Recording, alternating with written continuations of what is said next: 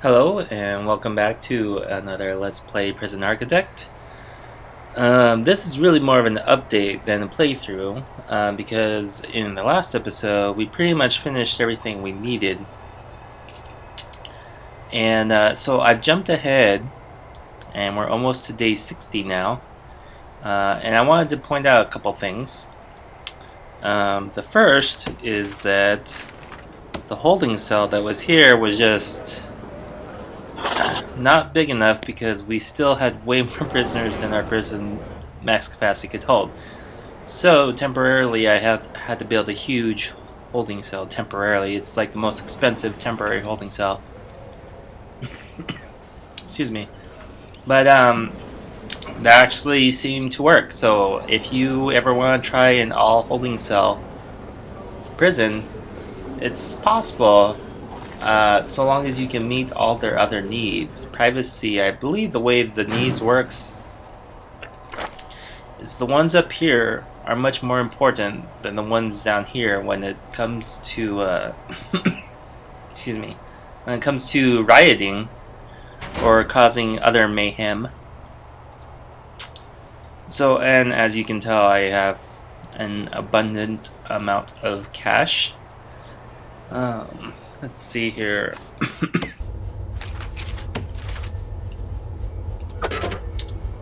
Go ahead and sign those. Hopefully that bug gets fixed someday in the future. So a couple things to note. I think that for max security, which if you take a look at this, I pretty much opened my prison only to high-risk prisoners in order to try and pump up my numbers as high as possible. And for the most part, for the past 20, probably 15 days, it's pretty much been at a around 220 max. I don't know if it can go up more than that, but it's been fairly stable around that. So, it might be interesting to try and build a 220 plus prison on a small map next time, just so I can actually give each of these guys their own individual room. I think it's doable. I will probably be doing a whole new map layout for Alpha 14. Another thing to note here is we have 3 visitation tables, but if you see over here, I have 69 families waiting to visit. Clearly, they don't cycle through this fast enough for me to keep up. I'm not sure what the right number is, but 3 visitation tables with 200 plus prisoners is not enough. You need probably 5, I'm guessing. 4 might do it, but probably 5. Let's see. All these guys are just hanging out in the laundry room because apparently everyone has laundry. They could go pick up stuff, but anyways. What else? Honestly, it's kind of an overkill to have a max capacity laundry. You could easily get away with like a lot less than that. So I don't know if I'm going to cut this down next design or not, but the other thing here is you'll notice we have 5, 10, 15, 20, 24, and then 25 stoves or cookers. And for this many prisoners, that's barely right there at trying to feed all of them. If you have high quantity on your meals and high variety. Obviously, I don't have to. I just like the idea because I do switch up my regime a little bit. As you can see, they're not. They only have 8 hours of workday, and that's mostly to try and help keep them pacified. Obviously, if you can actually house all these people, go for the 10 days. I also played around with the eating schedule. I decided to move the eating schedule just before they go to bed, so that when they go to sleep, they have the well-fed suppression effect, and hopefully, I'm hoping that reduces the amount of tunneling that happens by making sure that they're really well fed before they go to sleep. Don't know if it actually works because I still see tunnels all the time. But yeah, you don't know. A couple other things that I found playing with this many prisoners is Shakedown really becomes very risky when you get this many prisoners and you don't have a guard force to handle this many prisoners, because they will try and escape. They can as you can see here, my valuation, it's been almost 1400 hours since the unfortunate death of my guard by a prisoner who's trying to escape. So what I found much more useful is, if you have like, say, anywhere from 6 or more guards available for wandering, you'll want to do a cell block search. And the reason why you want to do a cell block search is they're all going to be in the same area. So if a fight does break out, they can easily rush over and support them. The other thing about doing cell block searches is you can get away with it a lot easier when they're either working or eating or at their free time. They're less likely to you just have less of a chance of discovering someone in the middle of them digging, because usually with these high-risk prisoners, when they get caught digging, they'll try and make an escape attempt, and they especially if they have murder or something on their sentence to 25 years for murder, they have no qualms about beating in your guard's head with a hammer, as we saw. So that is a consideration. Basically, I just, I will kick off a search in a cell block, wait for them to mostly get done, then I'll kick off the rest and it'll queue them up, and for the most part, that seems to work. Staff-wise, I have 30 guards. I don't need 30 guards. It's just I had such a ridiculous amount of money. I was just like, why not? It just makes life easier and makes the searches go faster. You can see I spend 6,630 a day just on food. I don't need to. I just choose to because I'm filthy stinking rich. I turned my workmen down to 7. I feel like 7 is a good number. 8 felt like one too many. 7's a good number. As far as cooks, I have 40. But I think once you get up to, if you have 200 plus prisoners, once you get up to 35, the limiting factor becomes how many cookers you have. I think. Because it's just, I went from 35 to 40 and it didn't really feed any more people than I was currently at, so I started adding in more cookers. That's why you see like a cooker there. I think the cooker becomes a bigger factor after that. It's a delicate balancing act, and you can also see I hired a crap load of janitors just because I can.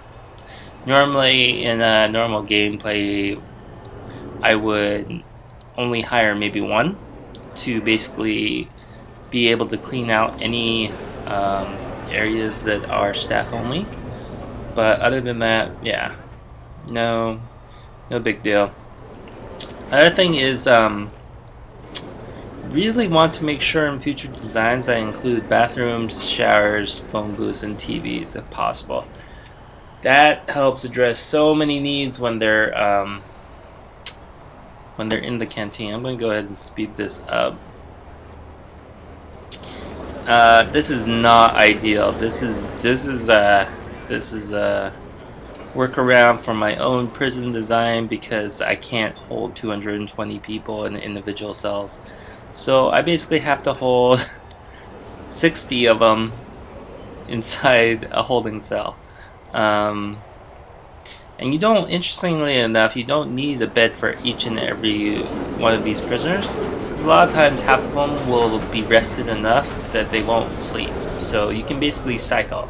So I'd say maybe mm, if you could provide at least half of your holding cell with a bed, then they can cycle through and get some sleep before they get too cranky. Let's see, is there anything else? Yeah, they're going crazy. Now if you look, see, pretty much all the cookers are occupied. The only ones that aren't are the ones that just got carried off. So that's one way to tell that your limiting factor is the cookers, not the cooks.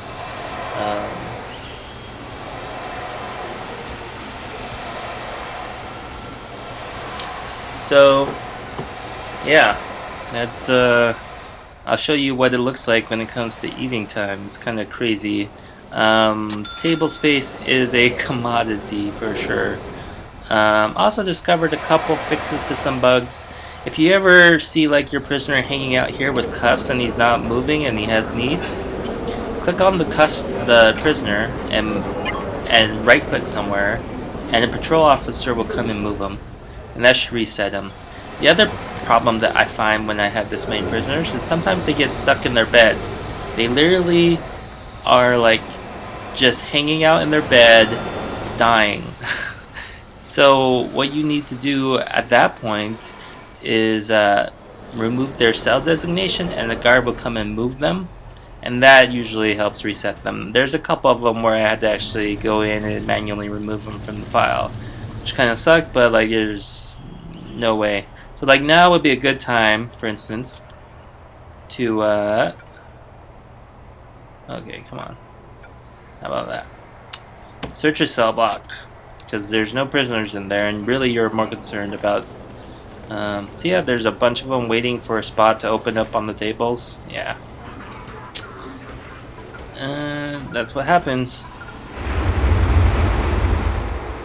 Oh, some tunnels. So you see all these guards come in. See, they're all nice and close to each other. If you do a shakedown, they tend to spread out all over the place. But if you queue it up like this, and you do it this way, then they generally will search in a more logical pattern, I suppose. They'll go block by block, as opposed to just willy-nilly all over the place. Go ahead and remove that tunnel. Yep. So we can see most of the people got food. Some people did not.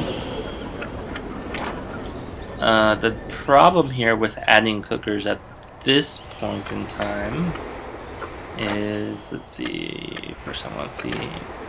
Okay, most people, that's okay. That's reasonable. Is power. I maybe can add one more cooker before it just completely trips the whole thing.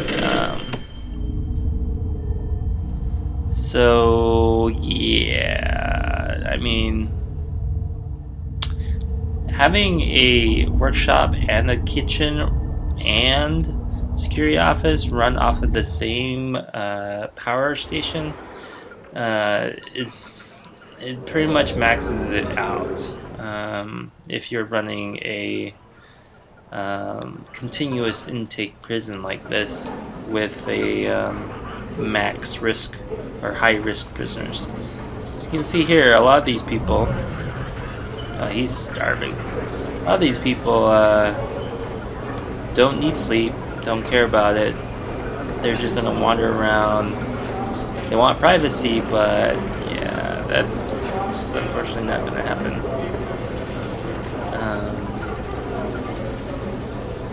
Yeah, I don't even see anyone who needs sleep who wants it. It's like everyone who needs sleep is sleeping. So that's good. So you see here, I don't know why this guy is still Yogscast. Simon, ooh, Yogscast. Simon sneaked into the Jaffa factory and stole all of the Jaffas for himself. It did take him a few trips though. The police came by the office and found Simon stuffing all of the Jaffas into their very secret safe, which is classified. Interesting. I like his haircut. Can't touch this. Well, he's touching. Let's see. So, yeah, that's pretty much that prison. I could have built more cells up into here, like so, and I could put more cells in this area, and cut off the yard to that size, and that would have worked. But I just didn't feel like it. I was like, I'll just see what happens when I shove everyone into a holding cell. And surprisingly, it works. Although, let's see, watch this. So, contraband, right? If you search here, and this is really bad just because the way these prisoners come in now, they completely bypass my metal detectors, and I just haven't bothered to put in metal detectors because, once again, they require power, and I just like, screw it, whatever. I also want to be careful. You want to make sure that when you do a search like this, you have a lot of security guards in the area, because if someone starts fighting back, then it can be a riot on your hands, especially if you have 60 prisoners shoved into a holding cell. So yeah. So if we look at contraband, yeah, look at all that. And you can't tell who owns most of it because everyone is in a holding cell. So there's no assigned ownership for items when they are in the holding cell, because it doesn't really belong to anyone per se. I'm going to go ahead and, yeah, not bad. That was not that many tunnels. Other thing I have noticed is it doesn't seem like they dig out from a holding cell, and I don't know if that's a bug or is just what the intention is there, but yeah, you don't have to worry about tunnels if you just shove them all into a holding cell.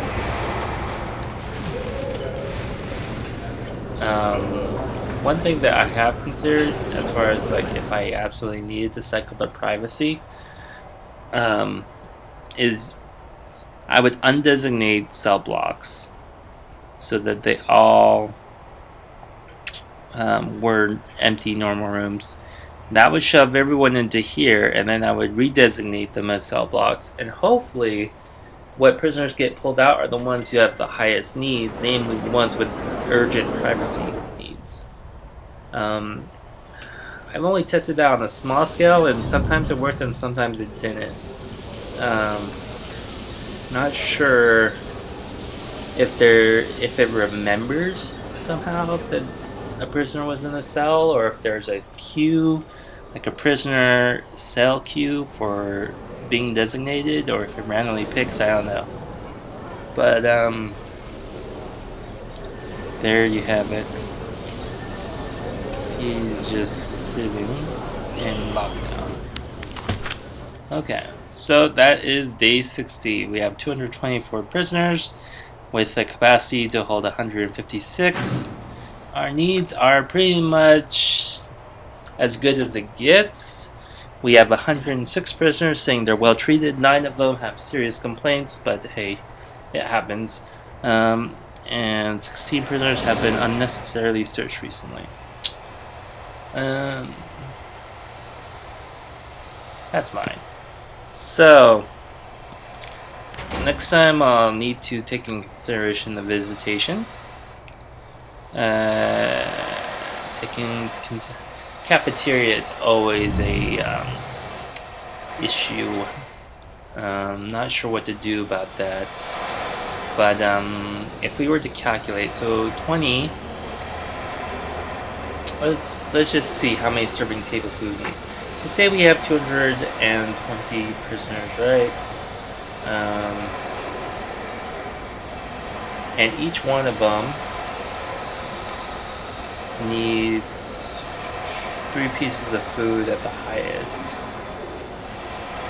Right, so you need 660 pieces of food, and each one of these things holds 20 times 4, because there's 4 spots, so that's 80.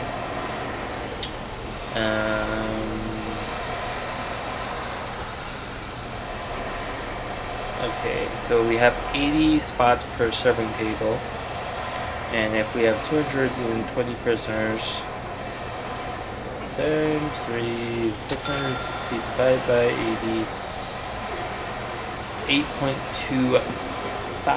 So that's actually pretty good. Pretty much all these serving tables will be used. So if you can accommodate 8, that works. Otherwise, it doesn't. I don't know if it really matters, because when you have an army of cooks to move the food out, then yeah, there you go. So, hope you enjoyed watching me build the Alpha 13 Capax prison. I will probably be working on a new design for Alpha 14. I'm hoping that with the guard dogs, it's just less annoying having to deal with tunnels. And it might warrant some design reconsiderations. There's no prison that's really been perfect. Even this prison, obviously, there is issues. But I mean, for the most part, it works. And I'm okay with that. So I think that this will probably be the last for this prison. There's really nothing else I can do. I have a ton of money. I have enough money to build this prison all over again, basically. A couple times probably. And yeah. So next time I may be trying for a high-risk only prison, perhaps. I don't know if I'll do continuous intake, or at least continuous intake from day 1. Because I think I might show you guys how to do the whole thing with free walls, basically, or mostly free walls. And that might be interesting. I don't know. We'll have to find out, I guess. So anyways, thanks for watching, and hope you enjoyed it.